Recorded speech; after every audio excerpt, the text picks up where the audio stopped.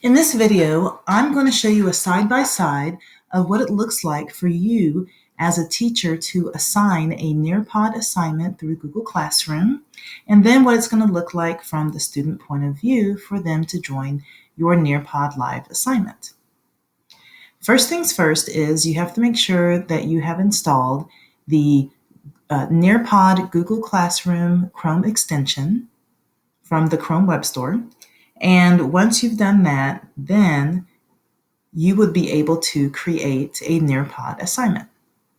So the right-hand side of the screen shows what it looks like from the teacher point of view. The left-hand side of the screen shows what it looks like from the student point of view. So as a teacher, and I'm going to start here as a teacher, I'm in my Classwork tab. I'm going to click on Create. And then I do have to make sure that I have installed the extension. The Nearpod assignment option will pop up. I will click on Nearpod assignment. And then I might have to use a Google sign-in to sign into my Nearpod account. So you would do that, but otherwise it'll go straight to your Nearpod that you have. You would be able to, at that point, choose the Nearpod that you would like to use to assign to your class. And since this video is showing how to use the live participation in synchronous learning, then that's what I'm going to choose here. If I was doing asynchronous and this was going to be a homework assignment, I would choose student-paced. But I'm going to go ahead and choose live participation. And then what's going to happen is you're going to see that the assignment is now going to be in your Google Classroom as a draft form. And you'll find it at the top of your screen. There we go. So now this is all grayed out. It's in draft form at the moment, ready for you to assign. So you would click on the More or the three vertical dots that you see next to where it says Draft, and then you would edit.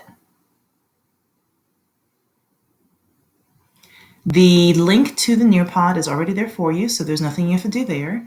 The title is there, which is the same title as the Nearpod. So if you want to change it up, fine, but you don't have to. And then you should put in some instructions to the students, like click on the link below, make sure that you put in your name, etc. Whatever instructions you're going to put in there. This is a point where you can then assign to all the different classes that you have in case you have more than one who is going to be doing this assignment. You also have the ability to assign to particular students if you like. You can put in points or not put in points, completely up to you. You can put in a due date, but this is live learning. I don't think you have to, but you are more than welcome to. And then make sure you put it in the correct topic. I'm going to choose week 1. Okay, so once you are done with all of this, then you can assign the Nearpod right away if you would like, or you can click on the drop-down box to schedule it at a different time. I'm going to go ahead and assign right away. And so the student will be able to see the assignment in their stream immediately. I'm going to click Assign. Okay, so I'm going to go to the left-hand side, refresh the screen for the student. And now you can see under week 1, here is the Nearpod that I just put in there.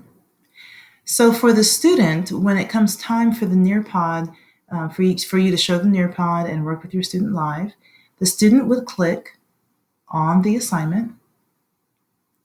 Then they would click on the link to open up the Nearpod. At that point, Nearpod is going to ask them for their name. So they put in their name. And then they would join the session. On the teacher side, you would click on that same link. And here is the Nearpod that you're going to be using. The Nearpod at that point will open up. You will see the code as a teacher, but you don't have to use any of this because, as you can see, the student is already inside of Nearpod. So you would just click on the X to get rid of that, and now you're ready to go. So now when I click on the arrow as a teacher to move the slide forward, it does the same thing for the student. And that's how you run your Nearpod.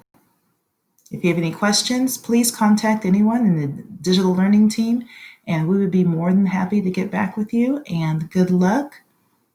Thank you for watching.